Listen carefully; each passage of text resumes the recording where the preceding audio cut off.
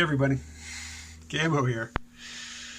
So, I don't much care about this whole coronavirus, COVID-19 thing. I think it is a manufactured hysteria. I'm not invoking any sort of conspiracy. It's just the way our brains work. We are evolutionarily adapted to pay particular attention to discrete acute threats and to not really be able to get a grip on chronic dangers. So we're freaking out about COVID-19, and yet, tens of thousands of deaths every year from overdose and, an ongoing epidemic of obesity and diabetes. We just shrug our shoulders at this stuff. It's like, yeah, it's a shame. It's a pity. What can you do? But a tiny, tiny, tiny fraction of the casualties that business as usual cause, happen in a spectacular fashion, and we freak out. So I'm thinking about it today because I was in an email correspondence with a friend of mine who said, just in passing, right now everything is falling apart. And he's an uber doomer. He thinks that civilization is going to crash in a dramatic fashion in the near future. I used to give that thought far more attention and far more of my, landscape of concern, my total portion of concern than I now think it deserves.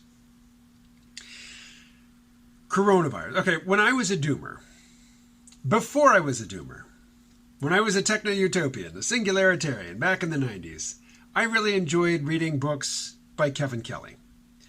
The one that stands out the most in my memory is a book called Out of Control.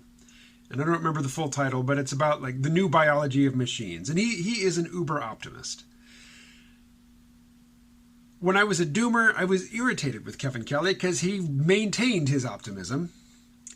And now that I am rejecting doomerism, possibly with more prejudice than it deserves, I find myself again wondering, well, what's Kevin Kelly's take on this? So I went to his blog to see what he's saying about coronavirus, and he laid out, some expected and unexpected scenarios. So among the expected scenarios, this is the one that I think the fear-mongers are really rooting for. It will be a massive global pandemic with an enormous death toll, which has all manner of knock-on effects, which essentially brings technological civilization to its knees. This is the ultimate sexy scenario. It is the only one that fearmongers are interested in. And it's expected. Kevin Kelly says he won't be surprised if it happens. But there are other scenarios that I think are probably neglected. Among the neglected yet still acknowledged scenarios are that it requires a coordinated global response and mobilization of resources on a level not seen outside of war. And that we manage it. That global civilization rises to the challenge. That's a possible scenario. Again, of this scenario, Kevin Kelly says he won't be surprised if it happens. Here's another one that is expected.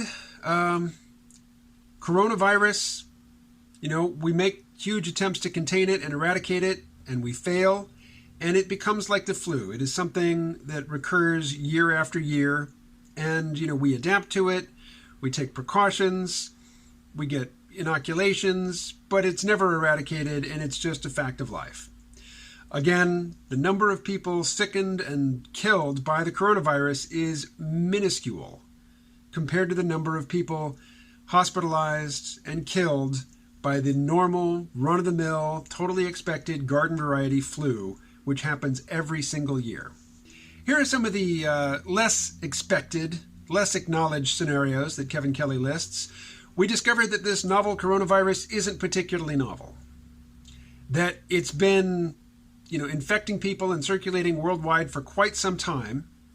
But because the symptoms are pretty much indistinguishable from the flu and the death toll is so low, all the deaths from it have just gotten lumped in with the flu. And, for the flu, it's not even a particularly serious year.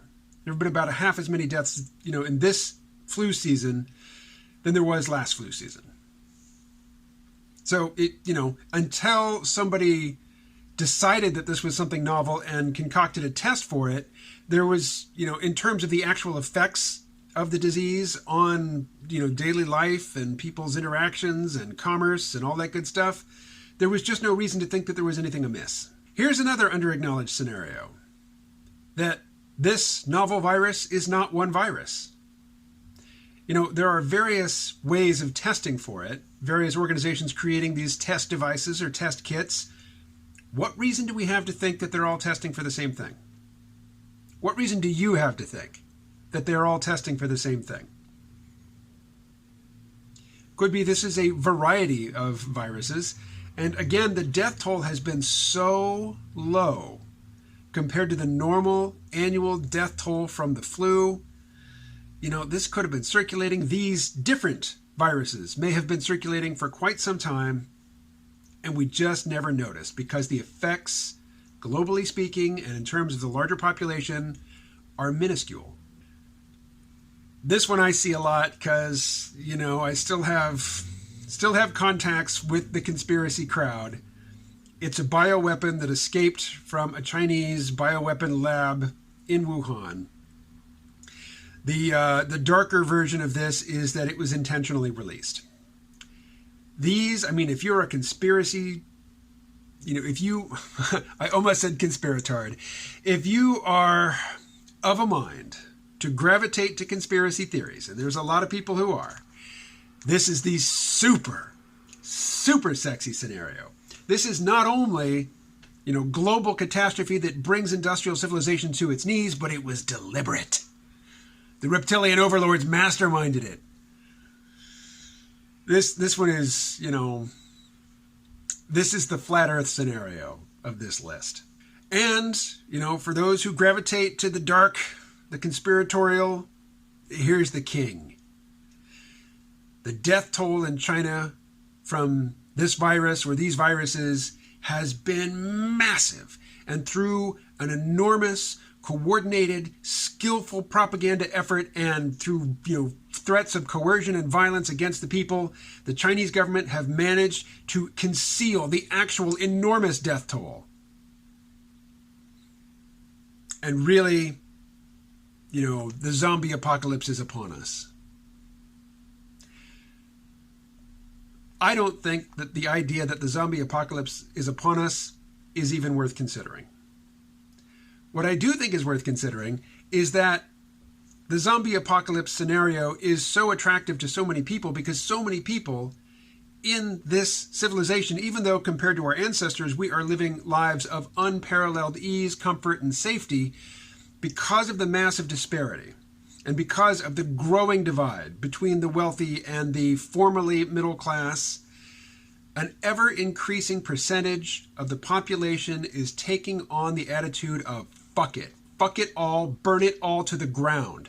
I would rather see this whole fucking shit show reduced to ash and rubble than agree to be on the losing end of this growing divide. That, I think, is worth worrying about. That, I think, is worth our consideration. But it is not the sort of story that you can report on the news.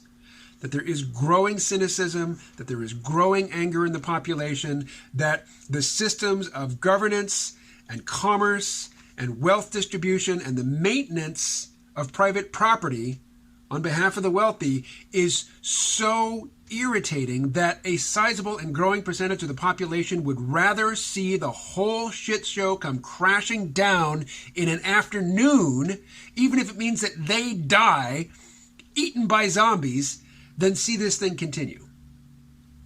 That is huge, but it is not something that the corporate news media could possibly acknowledge. But they can make a shit ton of money fear-mongering and pandering to other sorts of paranoia. So they will. They do. They have. So, end of rant. A few other things to consider. One of the things that, if you bring up the fact that the death toll from the annual flu dwarfs the death toll from this new strain, this new, this novel coronavirus. The rejoinder to that is, yeah, but the death toll to the flu is less than 1%. The death toll from this thing is as high as 2%. Well, it probably isn't, because there's evidence, there is reason to believe that most of the people who contract this virus never show symptoms. So we don't have any realistic estimate. I mean, if that's true, we don't know how many people have it. And if a lot of people who don't show any signs, who don't show any symptoms, test positive for it, well, then that gives us reason to believe that this idea that, 2% of the people who contract the virus die of it is nonsense. It could be that 2% of the people, 1 to 2% of the people who show symptoms die of it, but if most people never show symptoms, that this thing probably has a very, very low lethality rate.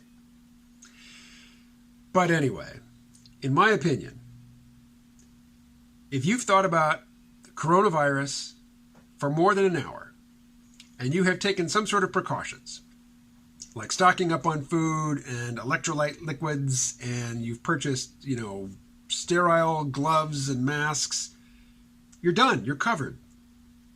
That's it. There's no reason to think about it any further. And there's absolutely no reason to follow, the pronouncements about it minute to minute, hour to hour, day to day. If the world really does end, you won't need to be online to hear about it. You won't need to be attuned to your favorite panic monger cheerleader to understand that it's happening, because the world will simply be falling to pieces around you. If you are tuned in to every pronouncement from your fear-mongering cheerleader of choice, then it is entirely likely that you are selectively filtering the incoming data for the data that supports the most, the darkest, most pessimistic, most apocalyptic scenario, and discounting a panoply of, pieces of evidence that say, no, this really, it isn't what it's being made out to be, and that the people who are making it out to be far worse than it is have a decided financial interest in manipulating you and preying upon your psychological susceptibilities. Just be aware of it. Be aware that you are being played, that your fears are being stoked for somebody else's profit. Just sit with that notion for a few minutes. The next time you go to, do a tag search on Twitter for COVID-19, just consider that your fascination with this subject has been amplified deliberately for the profit of somebody that isn't you. Consider that possibility. And I will consider the possibility that, yes, the zombie apocalypse is upon us and we will all be dead a year from now, and that between now and then we'll be eating our pets and resorting to cannibalism. I honestly don't believe that's going to be the case. But I'll consider it if you will consider the possibility. And, I have no way of verifying that you're agreeing to your end of the bargain, but let me just encourage you to consider the possibility that your anxiety over this topic has been deliberately stoked for somebody else's benefit. Just live with that possibility. Okay, talk to you later.